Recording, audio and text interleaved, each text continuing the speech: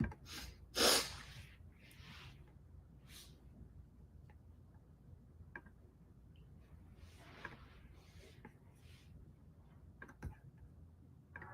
Tigers Den podcast.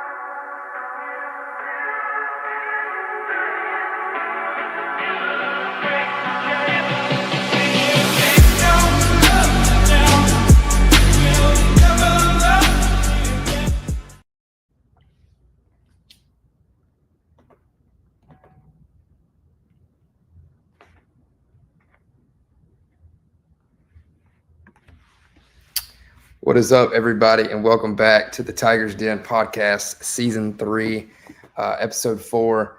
Thomas went MIA last week and had to have a search party for him, but we finally found him.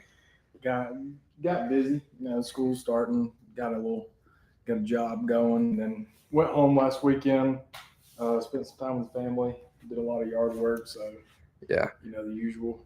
Back and wouldn't say got some good things to talk about, but we've got some things to talk about. Yeah, tough weekend for sure. We got my buddy Noah Parrish. He's going to join us on the show. We're bringing it up. What's up, Noah? What's up? How are y'all? I'm Noah Parrish. Appreciate y'all having me on. Yeah. I know me and Cole were down in Atlanta this past weekend. Wasn't pretty, but not at all. It was something. I know that. We'll dive into it a little deeper here in a little bit, but just excited to be here, so. Yeah, I don't know if many of y'all know, but Noah is your head equipment manager for the Clemson basketball team, right? Yep, worked for the basketball team. It's the first year doing it. Love it. So how's the squad looking this year? Hey, once we figure out how we're going to play, we're going to be good. We have so many new pieces. I mean, everybody left except 3 guys, and 2 of them redshirted last year. They didn't get to see the floor at all. So once we figure out everybody's style, way to play, how we bond together, it's really going to be. The talent is there, so we'll see what we got. So, yeah, let's dive right into this thing. Obviously, heartbreaker in Atlanta on Saturday. It's kind of felt like a must-win, or the season was over kind of game, and we did not end up on the right side of the scoreboard of that game in Atlanta. K just looked unsettled. O-line, didn't really get a time to settle in the game. Wide receivers were getting no separation, and then obviously the crucial 2 turnovers, and also a missed field goal. I thought that was the best offensive game that we have played all year, but I want to see us play, and we're going to we got plenty to talk about. But it's like, from the Troy game to the Georgia Tech game, we were playing second half, and, that can't happen. And, we got to figure this out fast. We're sitting at 1-2, and we're not on the good side of college football right now, sitting unranked. Who would have said August 20th that Clemson would be sitting unranked week 3? But that's where we are. So, Thomas, walk us through it. What's your thoughts and feelings, and, how does Clemson bounce back? You want the PG version? You want PG-13? I mean, we can go multiple ways with this. But we got a rage baiter in the comments. Rudy Gore. Go ahead. Anyway, defensively, I mean, they look sloppy. I really don't know. We allowed Haynes King to rush for 103 yards, 25 carries. It was very evident, very obvious that he was going to be pulling the ball the whole game from start to finish. I don't know how we didn't. It looked like we had Wade most of the time on the QB spot. I just don't know. It looked like he just kind of got sucked into the line of scrimmage a lot of times. When the line of scrimmage or the pocket would collapse, he would get sucked in, and he would just get caught on his heels. And, I mean, Haynes King, credit to him, he can run with the ball. He torched us. And then looking at the line of scrimmage too, something big that I noticed is a lot of the reason we gave up as many rushing yards as we did is our edges and our DNs were just getting way too far upfield. Bingo. Will help. T.J. Parker, Daheen Lawson, Kate Denhoff. I think there were a lot of times looking back at some of the plays and looking back at the game where they could have made key tackles or they could have stopped the run in the backfield or gotten a couple sacks. But they just got, a couple yards too far upfield, 2-3 yards upfield. And what it was doing, it was causing they were doing good putting pressure on him. But ultimately, credit to Georgia Tech's O-line. They basically spreading open that whole interior line. So the DNs would get too far upfield and just open that up. And then, he'd have wide open gaps. And it just always seemed like Wade Woodaz was either not where he was supposed to be, or he was exactly where he wasn't where he should have been. But and I'm not saying Wade is a terrible player. I think he didn't look good Saturday. You have bad games. It wasn't just obviously you can look at his game Saturday. There were a couple times where he took poor angles on the tackle, or he didn't do a good job tackling. But we just got beat on the line of scrimmage, and I think that's point blank part. Looking at the secondary, didn't play a terrible game. There were a couple times where DBs just got burnt. That got burnt right before their first touchdown. But also another thing is I almost feel like looking at the defense, it looks like our DBs and our secondary are almost playing a little too far off of guys, especially with Georgia Tech.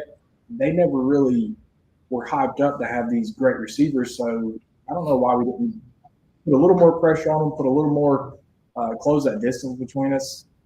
There were a couple times where it was just a simple, they were running 7-8 yards and curling back, and our DBs were 3-4 yards back down the field. But I think if you just close that gap, it looks like we play a lot of zone. I think that's pretty mainly what we are in, just looking at it and watching that game. And it doesn't look like we're the best at playing zone defense. I don't know what it is. I don't know if we're just too slow making reads or something. I don't know what it is. And then the last 2 points is, I think going forward, you've got a couple more mobile QBs you're going to see throughout the season with FSU with Castellanos, SMU with Jennings, and then especially South Carolina with Sellers. If you don't put somebody that's quick enough and can make those quick shifts and turns to get them, especially in an open field tackle, I think you have no chance of winning those games. So I think I've seen a lot that I like from Jeremiah Alexander when he's been in. So I think from now on, if he's in that game and you're playing a QB, and I'm not saying just normal run out, but if you're playing a quarterback who's very mobile and very good at running, like Sellers is or like Castellanos is, I say why not put Alexander in as a QB spy? And then sorry to run along, but the last point is D-line. The D-line, we've heard heard all this about the D-line and how this is probably the best D-line since Power Rangers. And frankly, the best guy we've seen so far, or two best guys, is DeMonte Capehart and then Will Hill. And one of those is a transfer. It's his first year at Clemson. Peter Woods and TJ Parker, just haven't seen or heard enough from them. They've had flashes here and there, but those were guys in the last 2 to 3 years that have really changed games. They've really stepped up. You hear their name and you see them all over the field pretty much majority of the game. You just haven't seen that from them this year. I don't know if it's the schemes we're running up front, but I would like to see a lot more from them. And honestly, the D-line as a whole, I think it's just a lot of sloppiness that we need to clean up. And I think it's mainly – I think some of it is too, especially like in the LSU game, defense went out there and got us a lot of stops. Mm-hmm. And you rely on the offense to go out there and score. So that gives you a little bit of confidence, a little bit of momentum, and you don't get that from our offense right now. So I understand that can happen, but I think it was just overall very sloppy. But I think it's stuff we can also fix. I don't think it's season ending. I think it's stuff we can fix and take care of. Yeah. Well, Noah, you were there in Atlanta with me, man. So, kind of recap what you thought. Obviously, we probably had the same thoughts and feelings about it, but obviously sitting at 1-2 is not something that you want to see for your college football program. But hate him or love him, watching Coach Swinney's press conference yesterday, he was right. And a lot of the ESPN, don't even get me started on Mr. Clean, Josh Pate. I'm about ready to block him on social media. But just run me down what you think about it and what can the Tigers do to get back on track and keep those goals still intact, because you got a pulse. It's barely, but you're still here. Well, I'll tell you one thing. The good news that we have is it's only week 3. You know, if we're where we are now, there's no improvement from the offense. It's still looking this bad and stuff. When we get into week 7, week 8, you know, then that's when you start to panic. You're like, all right, what's going on with the coaching staff? Are the players bought in still? You know what I mean? Yeah. But it's week 3. You haven't had a bye week yet. I mean, you've played LSU, Troy, and Georgia Tech. I mean, the way I talked to you about this last night, Cole, is the way I look at this is we lost. We had a chance to tie the game and go to overtime with LSU. Was one play. And we've all saw the videos, 3rd and 4th down, where Tyler Brown was wide open, and he would still be running right now if he caught the ball. I mean, nobody was going to touch him when he got in the end zone. Troy, we came out flat. You know, it was a weird day. The weather, you know, it was raining. I mean, I don't really know what the excuse was for that other than them coming out so flat because of the weather, I guess, you know, just because it was so weird. I mean, probably a little carryover from LSU too. Yeah. And then this week, you know, me and you talked last week before we went down there, and we were confident. You know, we were like, we're going to get it, turn around, you know. And then first drive's 3 and out. And then we had a couple more in the first half, and we were just sloppy, flat. Like it looked like nobody even cared to be there. And we came out at halftime. I don't know if Peter Woods got up again and said something at halftime in the locker room again, like he did against Troy or what. But we came out, we score, and it's like something changed for a few minutes. Well, then next thing you know, it kind of all circles back to where it started. You know what I mean? And one bright spot of this offense so far has been Bryant Wesco. I mean, he's great. I mean, that 75-yard touchdown pass or 70, I don't know how much it was exactly. But I mean, he caught the ball. Cade put it perfectly first. I mean, he put it right there, and that's where, I mean, see, if you put the ball where it needs to be, your playmakers will do what they need to do to help you out. Yeah. And so he took it and he just ran off with it. But I said this last night to you, but whenever we get Antonio Williams back, it's not going to solve all the problems on offense at all. Right. But Cade needs somebody like Antonio that can get open for him and that is a true reliable target to get Cade in that rhythm, because Cade just can't go out there. He don't have the self-confidence almost just to go out there and just do it from snap one. He has to establish some short throws, get probably a deep ball or something, a good a chunk play in before he gets confident and gets in his groove. But when he gets in his groove, you know, I mean, he's one of the best quarterbacks in the nation. And so I think having Antonio back, you know, maybe that'll pull some pressure off TJ Moore. I mean, I don't know if TJ Moore feels like he needs to be Antonio's replacement while he's gone, because everybody's been talking about how good he is this offseason and stuff. I mean, I don't know. I mean, that's just something I think about. But we'll see. So I like the point you made about, you know, getting Antonio Williams on the field doesn't solve all your problems, but it gets your quarterback in a rhythm and your offense in a rhythm. You know, I made this point, you know, one of my boss, I'm about to say my boss, Antonio, my boss, Anthony Weeks with ClemsonSportsMedia.com, you know, we were talking, we were like, you know, Bryant Wesco, TJ Moore are sophomores at the end of the day. You know, they're not, in my book, I don't know, this might be in somebody else's book a different way, but they are not veteran receivers yet. Now, they are 2 studs, don't get me wrong, but they are not veteran wide receivers. I mean, Antonio Williams has been starting since he stepped on campus. So have they. But this was Antonio's 4th year in the starting, you know, with the wide receivers. You need a guy like that to be on the field at all times. And, you know, we shouldn't, you know, they're right. We shouldn't be having to have this conversation about our senior quarterback getting in rhythm. He should already be doing that, which is true. But it's not just a quarterback. You got to get the offensive line in rhythm. And I agree about everything Coach Sweeney said besides the O-line play. He said the O-line played their best game Saturday. That might be the case for the second half, but there's still some sorts, you know, not giving the right protection, wide receivers aren't getting separation. You get Antonio, you get Agent Zero back on that field Saturday, and it's not only going to give your quarterback confidence, it's going to give your offense confidence. It's going to get them in a rhythm. You got to have somebody out there, you know, like Antonio Williams. When Antonio's not on the field, you know the defense knows the ball's going to either Bryant Wesco or TJ Moore. You got somebody like Antonio could go create separation for everybody. Who knows what happens? Also, who knows if we're sitting at 0-3, 1-2, or 3-0? If Antonio doesn't even get hurt on the first drive, that changes a whole game plan, in my opinion. Agree to disagree. But once that happens, it's like, okay, what do we do now?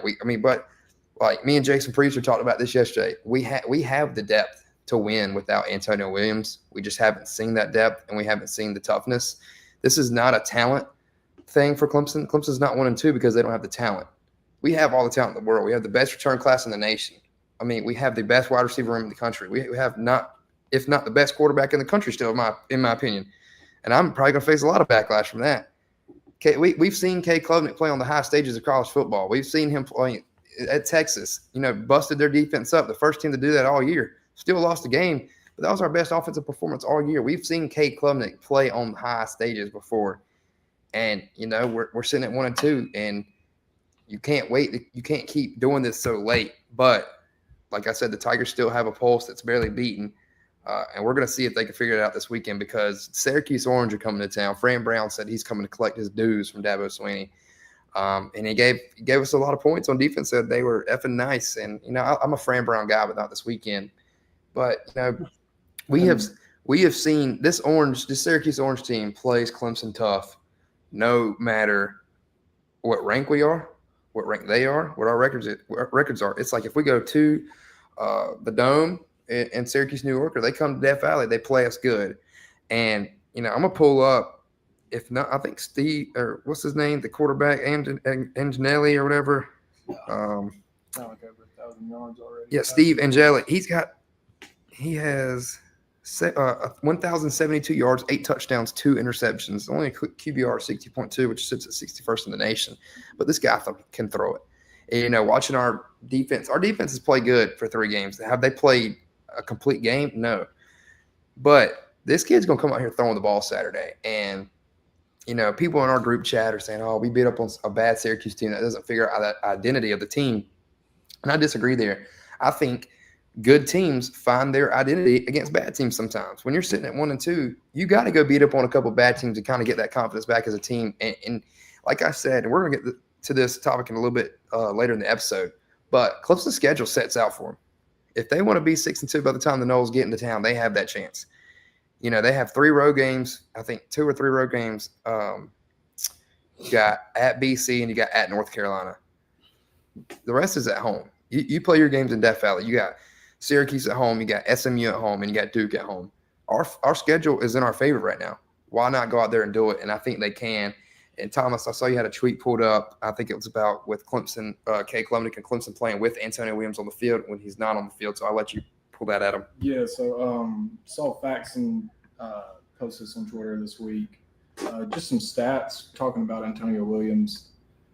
With Cade Klubnik with Antonio in the game, over 21 games played, scored 47 touchdowns. He's thrown 12 interceptions, and this is per game. So he scored as an offense, they've scored 34.2 points per game. They averaged 262.3 yards per game, 2.24 touchdowns, and 0.57 interceptions. And that's with Antonio Williams. And then without Antonio Williams, that's 11 games played, got 12 touchdowns, 8 interceptions, 24.3 points per game, 200 yards per game, 1 touchdown per game, and 0.73 interceptions per game. So obviously, it's like y'all said, Antonio being that veteran guy, he's kind of the guy that you can rely on to pretty much in any situation try and get open, or even if he's not open, you throw him a ball that's not probably the best idea or not the best read. He's a guy that I trust to go get it. And I'm not saying that the rest of our wide receivers I don't trust to go get the ball, but he's a veteran guy. But also, it's like I told Cole earlier this week, I think with Antonio on the field, defenses and specifically secondaries, I feel like they kind of shift to him. They kind of pull to him just because he's that veteran guy. So that opens up. I think that's why last year throughout the season we saw a lot more activity out of TJ Moore and Bryant West Coast because all these teams were being really heavy on Antonio Williams trying to stop him up.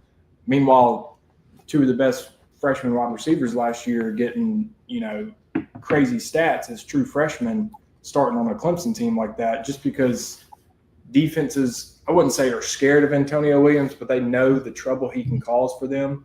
So they automatically kind of shade the defense. Okay, that's the receiver we need to worry about. And so with him being out, it's pretty much defenses they're really just clogging up the secondary. And I think that's a key, and I'll kind of talk about that a little bit more later. I think that's a key for Clemson from here on out is finding a way to spread out that secondary with their routes and their play calls. Started to see a little bit more of that Saturday with that Bryant Wesco touchdown.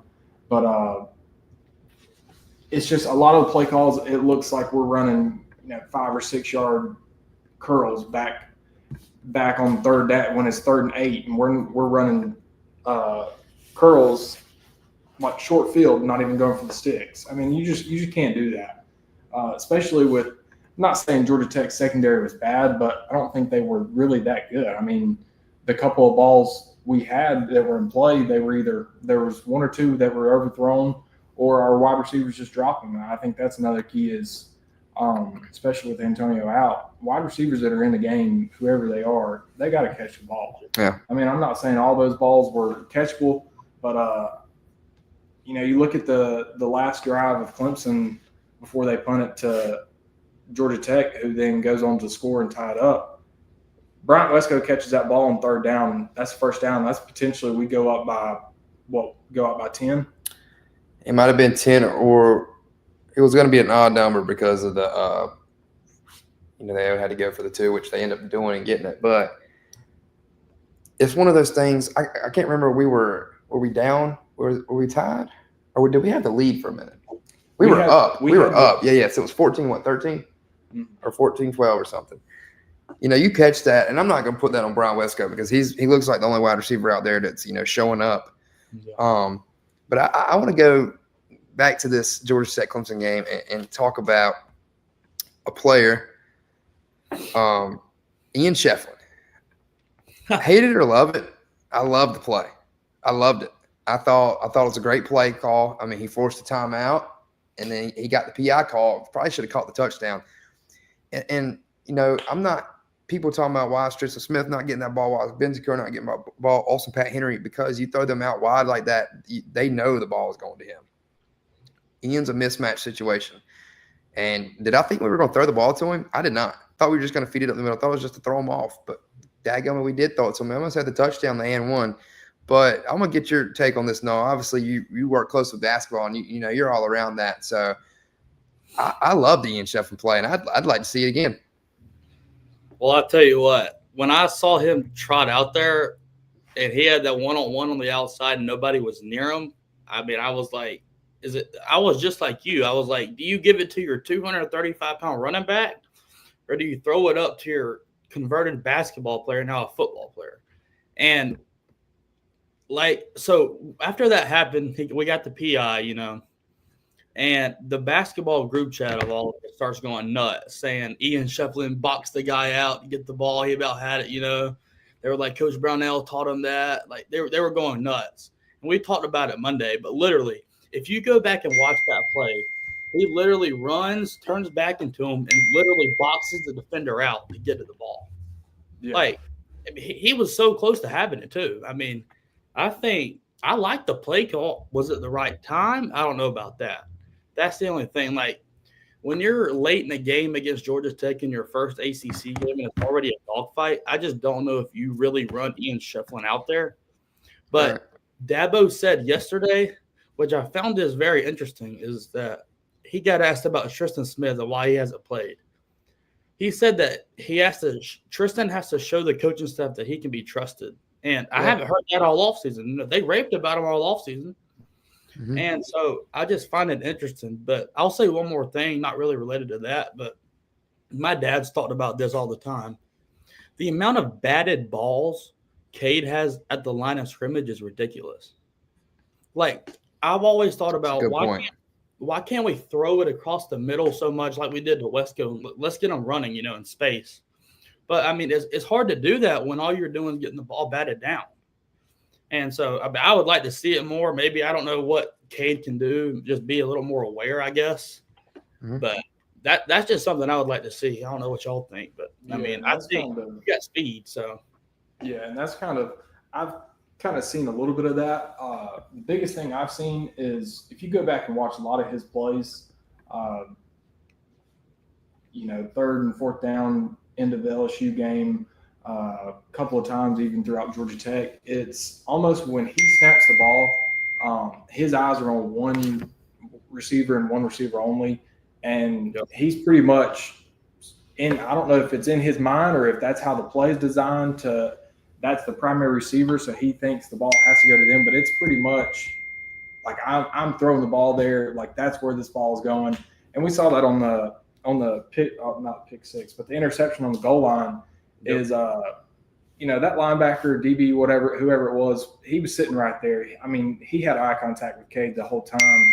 But so I think Cade he almost has a tail, but it's not like something. He has a tail, he can't get rid of it. His tail is he just stares the receiver down. It almost seems like he doesn't make his progressions reading the field. He just picks a receiver and says, all right, ball's coming to you. I'm going to look at you until I think you're open. But I agree. I think we have a lot of balls batted down at the line. But I think another issue too, and that I've seen me and my dad talked a lot about on Saturday is it's almost when the receivers are open and when he has an open receiver, it's almost as if he waits too late to throw the ball. It's like he waits for the last second for them to get open when pretty much a lot of times, like as a quarterback, you have to anticipate that receiver getting open. That's why a lot of times you lead them with the ball. You throw it a little bit past them so you can lead them. It's almost like he waits to the very last second. So when the receiver does catch the ball, if they do catch it, they're already being tackled or they're already getting their clock clean, like we saw TJ Moore get against Troy. So I think for him to be a little bit better is trust, have a little bit more self-confidence, but also trust your receivers a little bit more. Go out there and feel like you can. Okay, if I'm gonna throw a deep ball, I'm gonna put it out there for Bryant, TJ, Tyler, Antonio, whoever it is. I'm going to set it up out there. I trust them fully to come down with that ball and to potentially score. Yeah. One thing I want to see people complain about seeing Cole Turner on the field, and I'm not saying he should be getting reps over our top guys, but that's twice this year. And like I said, I'm a huge Cade guy. That's twice this year that he's been overthrown by Cade going back to the Troy game. And then at Georgia Tech, if Cade hits him in his stride, it's touchdown, 100%. Just like that ball to Westco. So beautiful. Hit him right in the stride. Looked like Sammy Watkins going down the field. Shout out TJ Moore with the block. But I'm going to put that Georgia Tech game past us. We're going to jump right into this Syracuse game. I'll start off with three keys to win the ball game. You got to establish your run game, and you got to stick with your run game. Protect the football at all costs. No costly turnovers, and stop explosive plays. Because we know Gelly, whatever his name is going to throw the ball. He's going to air it out. We already know it. We've seen it before with Kyle McCord. Who was the quarterback before him in 2022? I can't remember. I was just watching the highlights earlier. But he liked to throw the ball too. So believe it or not, Syracuse always has a quarterback that can throw the ball. And they play us tough every time. And they're coming in here to looking to beat us. They're ready to end our season completely, put us at 1-3, and the media is going to erupt. So I think if Clemson wants to get back on track, get to 2-2, and try to find their identity on offense and, play 4 quarters really of FU football. And I think we could see that. And I'll just tell, what do we need to see? What do we who? Obviously, we know the offense needs to be better. Garrett Riley has got to be better. Cade's got to be better. But, what does Clemson need to do to win this ballgame? Not only win it, people are talking about covering the 16.5 spread. I could care less about the spread, in my opinion. Win the game. But we don't want them to be putting up 25, 30, 38 points. I want to see this Clemson defense that Tom Allen's been talking about. Like you said earlier, the group chat we're in, all they're talking about is the 17-point spread or 16 now. It's always moving. I don't care about that either. They're probably basing that on the talent we do have and the talent that we haven't seen yet. Because I told you last night, if I had to grade our performance so far this year, as we're 1-2 right now, and we started as the ranked number 4 team in the country, and now we're under. I would give us probably a 62, and that's probably being generous, to be honest. I mean, we have so much potential that we have not seen yet at all, and it's about time for that to show up because we have plenty of leaders in that locker room. We have plenty of people that are going to be playing on Sunday. I mean, there's really no excuse. And so that's why it makes me come back to think, is it the coaches? Because after halftime in the Troy game, I don't know anything. This is just a speculation, but I saw where Dabo had a playbook in his hand for the first drive out of halftime. And I don't know if he was calling the plays or made it look like he was, to get some speculation out there. But Garrett Riley cannot call. He's a good offense coordinator for sure. But after a set drive, he's fine. But the problem is situational play calling is not there, in my opinion. Like when it's a big 3rd and 8 or something, and you need to get 8 yards, 10 yards to get the first down and get some momentum, he don't really know what he's going to draw up. And he draws up 5-yard curls. Exactly. That's not 3 even yards from 3 yards from the first down. I mean, yep. That's one thing that drives me nuts. Is I've talked to so many people about this. Is it's 3rd down and we don't even try to get anything past the sticks. Also, we haven't threw 5 deep balls all year this year. Why not throw it up in the beginning of the game, try to establish something, And because Cole Turner's your fastest guy on the team is what I've heard. Mm-hmm. And so why not send him, he's a bigger body guy, he's taller. Let's send him. Let's see if we can get a PI, maybe go up and make a catch. You don't know what's going to happen, but I feel like it would go a long way, honestly. So I just want to see some creativeness, really. I mean, I just want to see them just go out and throw something different out there that they're not going to see on tape from the past 3 weeks. So yeah, and Clemson was, I think it was 3rd and 22 or something Saturday against Georgia Tech. Obviously, we were playing to punt, running the ball at the middle. And I'm not disagreeing with the play call, try to punt, put them on, make them have bad field position. But at least try something. I'm not asking you to drop back and throw a deep ball. Throw something over the top, over the middle. Just see if you can get something working. And then Adam Randall bust out for a gain of 28 or something. And it was just funny because playing the punt, get the first down. And I don't know if we put any points up on that drive. I can't remember. I don't think so. But like I said, Cade's got to play better.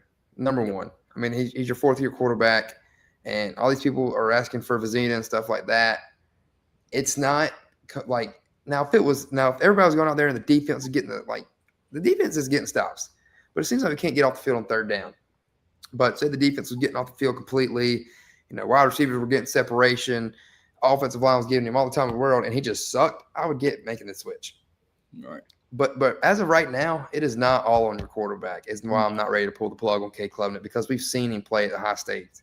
We've seen him play in Texas. We've seen him play. Heck, I'll go back to 2022 in the AC Championship game. I know what this quarterback's capable of. But let's go and what's the difference? With like he just said, he brought the stats about Clemson with Antonio on the field, with him not on the field, and like I said, with Wes Cohen. More not considered veterans yet, in my opinion, which I don't think is a bad take. But they're 2 studs, 2 hell of wide receivers, probably going to be 1st-round draft picks every couple of years. But like I said, you need a guy like Antonio on the field. We've seen what Antonio does. I mean, starting off with his quarterback with DJ Uiagalelei, creating separation as a freshman, All-American. And another thing I will say, Garrett Riley's play call's got to be better. We know that. He's got to call. I mean, you can't throw the ball on a 2nd and 1 and then want to run it on 3rd and 15. That ain't gonna work. And another thing I want to see more and more is can we please keep putting Tyler Brown and Cole Turner in the jet sweep because every time we do it, we get a first down. I don't remember the last time we ran the jet sweep and we not got the first down with them. I mean, it's 2 of your fastest players on the team. Keep using it. And I will say, obviously, Cade fumble and then slipped on the turf Saturday. But I will say a lot of the design runs worked. Mm-hmm. Now, I wish he'd stop running high knees because I don't think he's getting all the speed. I think he's running high knees because he's scared to trip over somebody or something. But we've seen the K Klubnik speed versus Pitt last year, versus NC State, even versus South Carolina had 2 touchdowns on the ground.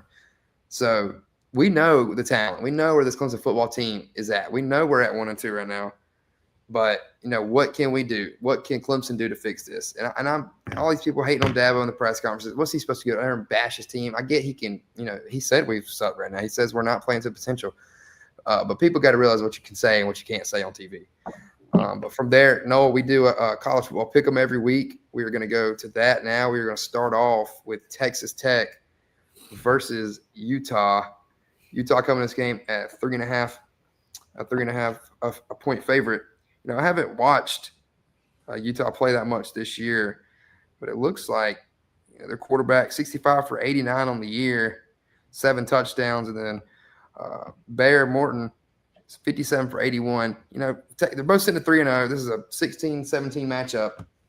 I'm taking the Utah Utes at home. I don't really know what a score prediction will be. I haven't seen both of these teams play yet in 2025. But give me Utah at home. And if you want a score prediction, we're gonna take it close. We're gonna go to overtime in this one.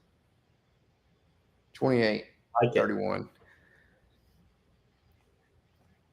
I'll be honest. I'm the one that put that game on this list because I don't know what you typed up, but the first thing you sent me that you had typed up said that Georgia was playing Alabama this week and that Tennessee was at Oklahoma. So I don't know. Yeah, I saw that too. But anyway, I'm the one that put it was an old script or Utah something on there. I have zero clue anything about either of these teams.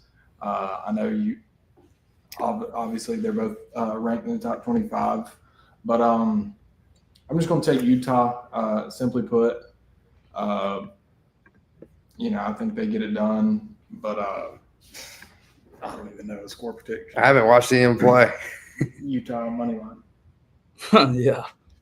I'm going to go, like y'all said, I haven't watched any of them play either. I'm here looking at Texas Tech because I feel like all I heard about all offseason was how much money Texas Tech spent on their team.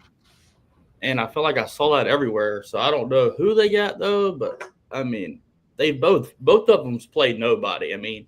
Oregon State, Kent State, Arkansas, Pine Bluff, and then, Wyoming, UCLA. But UCLA is not any good this year, and Cal Poly.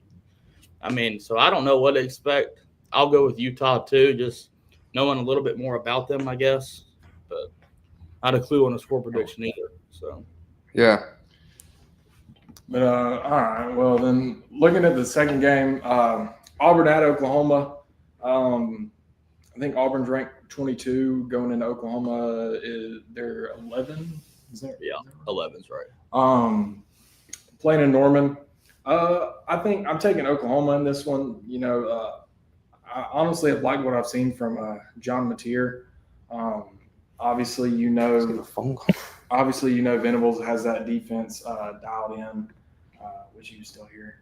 But I think I think this is the year. It's like we said, week 1 going into it. He knew his job's on the line. I think he finally kind of got a quarterback he can really trust, who has that experience with Mateer. So I'm excited to see. I like what I've seen, especially them against Michigan. Also playing, Auburn, they've got Jackson Arnold at quarterback, Oklahoma transfer. So he'll be coming in trying to get his little get back against them. But I didn't really think he was that good at Oklahoma. So I'm taking Oklahoma this one. I'm taking them 42-10. Yeah. Like you said, John Mateer, he's looked unstoppable to start the year. 71 for 105, 5 touchdowns, 3 interceptions, throwing a couple picks. And then, like you said, Jackson Arnold coming back to Oklahoma to play. And I said 2 weeks ago, Brent Venables was coaching for his job in the game with Michigan and came out on top. Now he's sitting at 3-0. You got a top 25 matchup at home with Auburn. Give me Brent Venables and the Sooners at home. I'm going to go 38-17. Nice. I like it. I got Oklahoma also. When I watched that Oklahoma-Michigan game, I guess, 2 weeks ago now, the week of Troy game, Oklahoma looked good. And like John Mateer, I mean, he's a dog. He's someone you want playing for you because he gives that energy you need. He can make the throw. He can run. He kind of reminds me of Haynes King, but can throw better than Haynes King. Is really what he reminds me of. I mean, not that Haynes King's a terrible passer, but I mean, what scares you more about Haynes King, his legs or his arm? You know what I mean? Yeah. But I'll tell you one thing. I'll pick in Oklahoma, but Oklahoma's schedule I'm looking at right now is brutal. Like they go to Texas, they have Ole Miss, then go to Alabama, to Tennessee, and they got LSU and Missouri. So they got 1, 2, 3. They finished the game with 6 straight ranked games. Or finished the year. So I got them this week, but the rest of the year looks pretty rough. So. Well, we're going to go to Miami Gardens, Florida. We got the Florida Gators sitting at 1-2, going to Miami, number 4 ranked team in the country, sitting at 3-0. Mario Cristobal, Carson Beck. Carson Beck looks good. And I can't stand the dude. I just don't like him. 65 for 82 in the year, 7 touchdowns, 2 interceptions. Then we got DJ interception, Lagway, 71 for 100, 5 touchdowns, 6 interceptions. 5 of those 6 interceptions came Saturday against LSU. They still had a chance to win. Yeah, I've got my thoughts about that game. A lot of people had things to say after Clemson lost to LSU. I kind of said that we had ample opportunities to beat LSU. Now, am I saying Clemson was better than LSU? No, because we played terrible and we had been playing terribly. But I also don't think LSU is as good as people may think they may be. And simply because, it's like you said, Lagway threw 5 interceptions. There was 1 touchdown scored in the second half. I think it was the first drive in the third quarter, and that was a pick 6. LSU scored on a pick 6. That was the only point scored in the second half. Yeah. If you go through and look at the drive review after that, it's interception, punt, fumble, interception, punt. I mean, LSU they just struggled offensively, and I think it was a pretty heavily defensive game for both teams. Honestly, credit to Florida. I did not realize that their defense was going to be not going to say as good as they looked, but I will say to keep LSU to 20 points after throwing 5 interceptions, that's pretty good. But also, I don't know. I wish back to the Miami game. Honestly, wish y'all could see the notes I have written down for this game. I have Miami highlighted because I'm picking them, and under the game, my notes say Beck playing good. Don't really know why that was written. Didn't really pay attention much to this game, but honestly, Miami's looked pretty good so far. Beaten Notre Dame first week, and then they've kind of played I don't really know who since then, but I think their defense is pretty good. I think that's what they're going to have the upper hand. I think even if Florida's defense plays pretty good, I think Miami takes care of this. I've got Miami at 42-14. Yeah. Before I get into Noah's prediction, I think Miami soundly beats Florida. Mm-hmm. So I think this was not going to be close from the start. I think Miami's going to go out there and embarrass Florida, and I think Napier's going to be packing on Monday morning. That's my prediction. Really? Nice. So I'm going to go different. I got Florida in this one, actually. So I've done a lot of research about this. I wouldn't hate that. Look, I watched that Florida LSU game last week close because it was that and South Carolina game was only 2 really on for the nightcap. So I was flipping it back and forth. I actually had 2 TVs set up by then. But when I looked at Florida, I mean, they were in the game pretty much the entire game.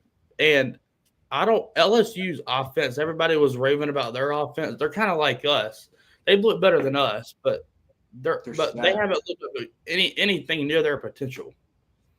And so Florida hung around with them still. I mean, last week. I mean, I think Florida wins this game 45-42 in a shootout. I think DJ Lagway responds, and Billy Napier might be all right if he wins this one. I know that.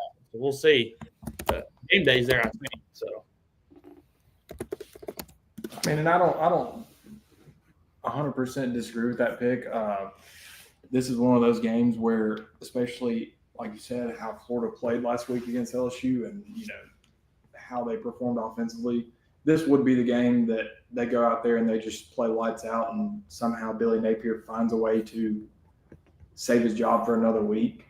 But it's one of those things I'm kind of looking forward to.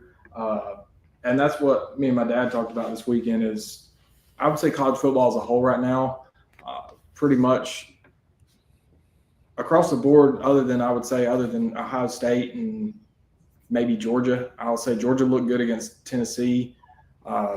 There's really been no teams that have really, blown my mind, have been lights out across the board, every aspect, offense, defense, special teams.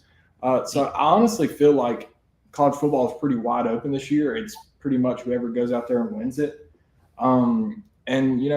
Talking about that, bringing up a team who a lot of people were kind of had them right up there with Clemson, talking about maybe having a playoff berth this year, and that's South Carolina. And then so we've got South Carolina at Missouri. Got them in Columbia this Saturday. And got a couple thoughts about this. Obviously, Sellers going down in the first half against Vanderbilt. I just saw on Twitter that they are expecting him to play. They are saying that he's looking good now. And then I think I don't know for sure, but I saw Nick Harbor might be out. I know he went down kind of with a ankle tweak last weekend. But and then obviously you've got Dylan Stewart. You don't have him for the first half after the unsportsmanlike and getting ejected. Yep, sums it up right there. Punching a guy in the face. But I don't know. I mean, I've got an older brother who's a South Carolina fan, so kind of have to watch what I say because arguments happen very quickly and very often. I'm open to arguing with Clayton and Rudy. But I will say I had high expectations for South Carolina, just like I did Clemson. Part of me wants South Carolina to be good. I feel like the last couple of years, South Carolina Clemson games have not been what they used to be. And I think they were kind of made up to be like they were going to be really good. And then it's just kind of, no matter who wins, it's never really as exciting as you think it's going to be. But I just really haven't seen a whole lot from South Carolina. It's like you said with Florida or no, LSU, they're very similar to Clemson in a sense offensively. The situational play calling, just with the quarterback you have, I'll give credit to Lenore Sellers. I mean, he's a dog. He's a great quarterback. You're in the red zone against Vanderbilt. Why are we rolling out and throwing it? And I'm not saying that's completely on him or completely on Mike Shula, but I just don't think that's the right play call.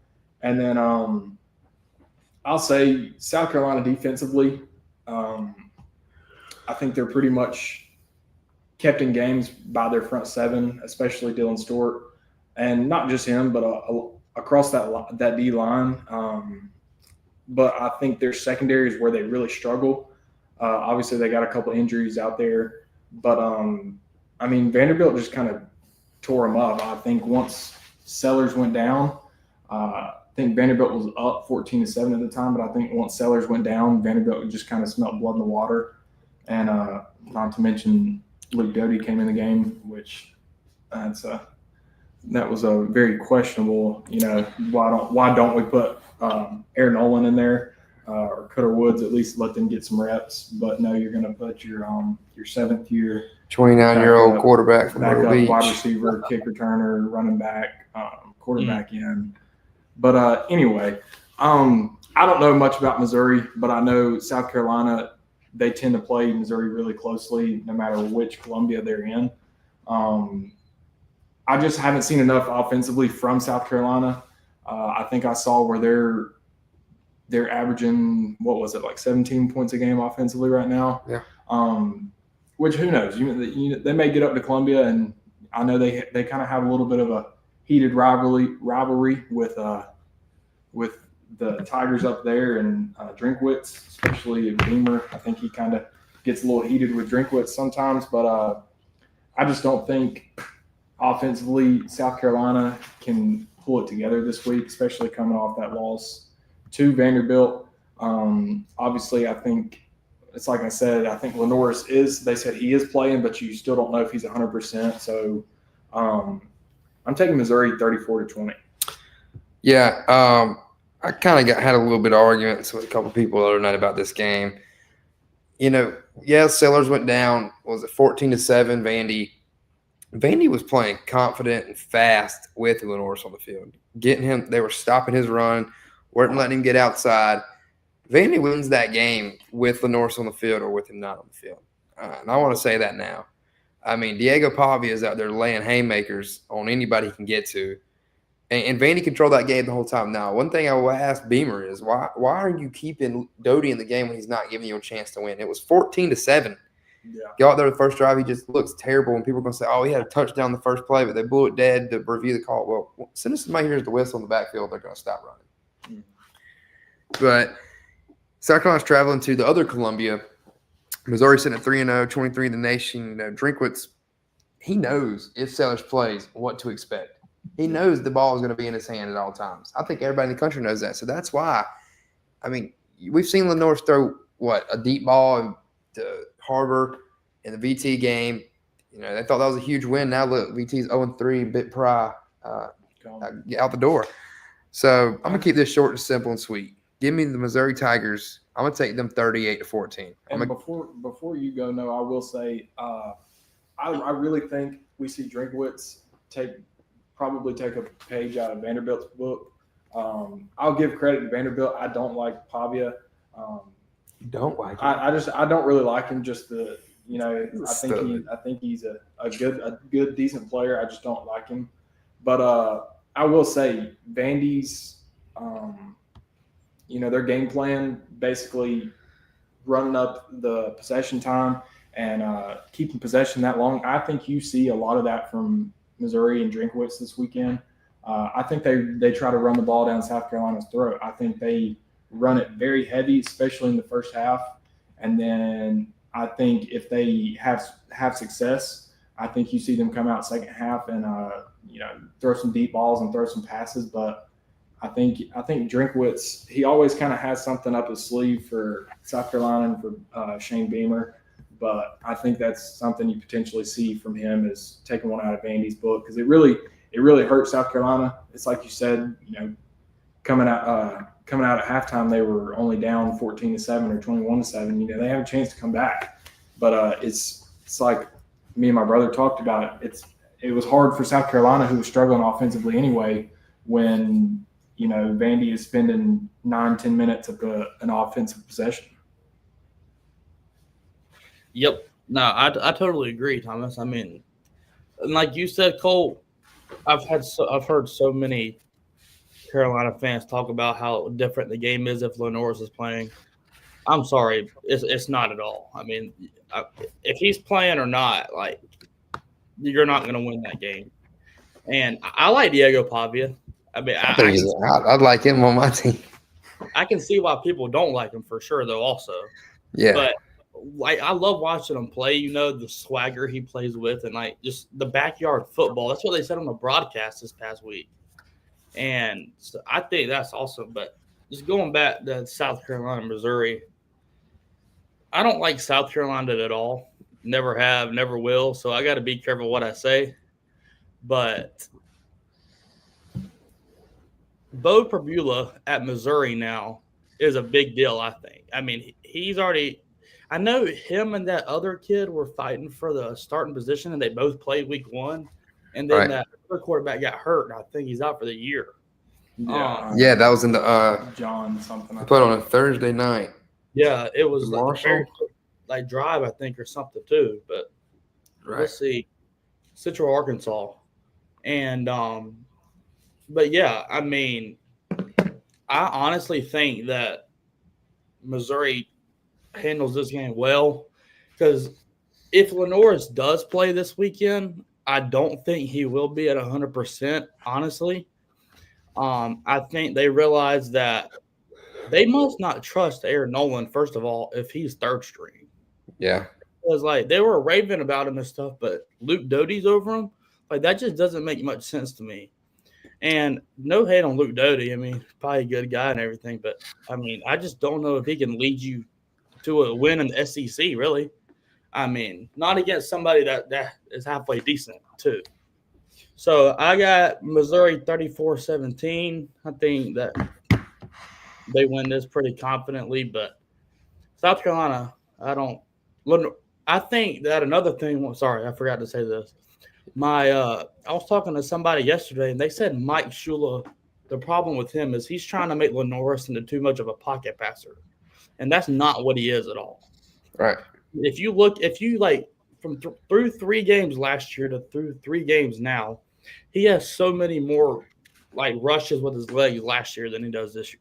Mm-hmm. And I mean that's the weapon he is with his legs. So I mean, I think you got to use his legs, but also it's really going to be hard this week if he does have a concussion and he's still going to play, because you got to be careful there because you don't want to do something real bad, But I got Missouri in this one. So we're going to take it now to Death Valley, Clemson and Syracuse. Clemson coming into this game was a 17.5 earlier, I think, but now we're at a 16.5 favor. Like I said, I'm not even worried about the spread. Steve Angeli coming into this game, 80 for 125, 8 touchdowns, 2 interceptions. He loves to throw the ball. I mean, he's all over the field in the Syracuse Orange team. Kate Clement coming into this matchup, 52 for 88, 3 touchdowns, 3 interceptions. This is the game that Clemson finds their identity. I'm not saying they're going to find it completely, but we're going to keep getting better offensively week by week. It sucks being on this side 1-2. We've already mentioned that early in the episode, but I think Clemson comes out here and they're going to find their identity in this game. We're going to see 4 quarters of Clemson football. That's my prediction. I'm going to eat my words. I don't know. They might go out there and do the exact opposite. Yep. But I think now sitting at 1-2, you have nothing to lose, really, because, you got to win out now to even think about the playoffs. I mean, I'm not even going to bring that word up because we got to earn that word. Got to win out, basically, and then you got to really win out in the completely in the ACC to think about going to Charlotte. So really, right now, why not go out here and ruin other people's seasons? I know me and you talked about that, Noah. You're sitting at 1-2, got nothing to lose. Go out here and play 4 quarters of complete football and show the real Clemson offense, that real fierce Clemson defense with all these playmakers. Peter Woods on the edge, TJ Parker, Will Helt, DeMonte Capehart, Amari Adams, Ari Watford, all these guys. I mean, we know the talent's there. So I'm going to give you 2 score predictions. I'm going to give you what I want the score to be and what I think the score is going to be. What I want the score to be, I want it to be about 48-10 Clemson. That's what I want it to be. And what I think it'll be, I still think it's going to be a lot better. They can go out here and you're going to see a confident Kate Klubnik. You're going to see a calm Kate Klubnik. And I think these 2 score predictions matter if Antonio Williams is on the field or not. But I think the score is going to be about 38-21, 38-17 Clemson. And this is where we start rolling. This is where you got to find your identity and keep going to keep those goals intact for the year. Yeah, obviously, talked a lot about what Clemson needs to work on and what they can build off of. Obviously, offensive side of the ball, Cage just got to settle down. Wide receivers got to catch the ball. O-line's got to block better. Situational play calling's got to be better, especially third down and short, third down and long, that kind of thing. One thing I will say that I didn't mention earlier is, along with what Cole said about running some more sweeps, is I wouldn't mind running some more counters, especially if we're trying to establish that run game heavy. I wouldn't mind running some counters, not just simple little draws. It really throws that defensive line off. It just kind of creates some misdirection. But and then looking at the defensive side of the ball, we talked a lot about it. But I think tackling, you just overall has got to be better with that. I think the defensive rotations, who they have in on third down, third and long, third and short, it doesn't matter what third down it is, but third down in general, and especially field position where they're at. If we have them backed up on their goal line, or if it's ends up being a close game situation, why do you need to make sure you have all your starters in there, especially D-line wise, But I think hopefully this is the week Clemson figures a lot of stuff out, and I'm going to take Clemson 31-17. I like that. Yeah. So first of all, I just saw that guy comment about T.J. Parker being just non-existent so far this year is what he's been. I mean, he's gotten some pressure, but I don't think he has a sack, does he? I mean, TJ, I think he might have one. I think he might have one.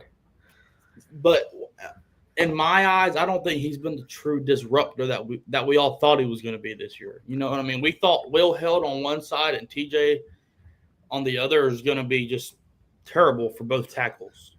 Right. And he hasn't done much this year. And I'll be honest, I went back and watched the game, and you probably saw it, both of y'all, on Twitter, that guy against that Ethan McKinney, who's their left tackle, against T.J. Parker.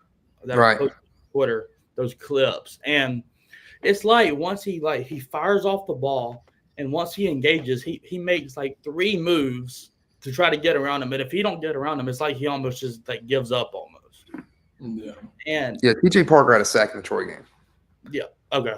So, but I just think that I need to see some more life out of him, really. I mean, I feel like he's just going through the motions almost, stuff like that.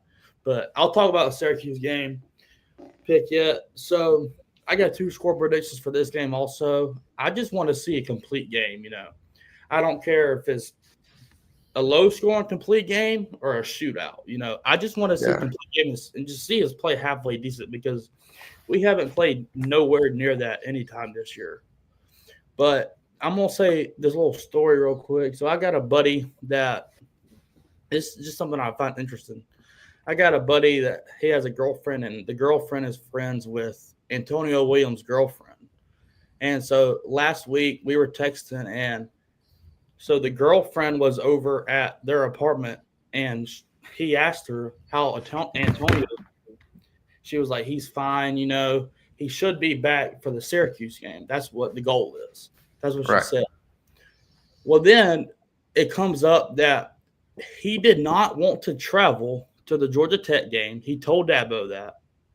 And Dabo wanted him to travel, which I'm sure there's a lot more information there with probably getting rehab on the weekends, and because they go Friday afternoon down there. So he's really missing 2 days of rehab. And so I'm sure there's something there, but me personally, as the most veteran player on the team, probably with the loudest voice, I think, and especially for that wide receiver room, I feel like him being there could be such a big step and just a big voice in that locker room when you are down at half, at Georgia Tech like you were. Because he wasn't there, I do know that. But that's just something I heard. Yeah. Just kind of interesting, But if he's back this week, which I do, I think he's going to be back this week, because I don't know why you hold him another week when you're already 1-2. Correct. I mean, you know what I mean? So if he plays, I think it's Clemson 42-14. And if he does not play, it's Clemson 34-14. And I think that this is going to be the best game yet, totality-wise. And I think Cade plays well. I think TJ Moore has a big game also. I think he finally wakes up and, gets some stuff going. But that's just my thoughts. So. Yeah. Well, I like it. And it makes a huge difference having Antonio Williams on the field. And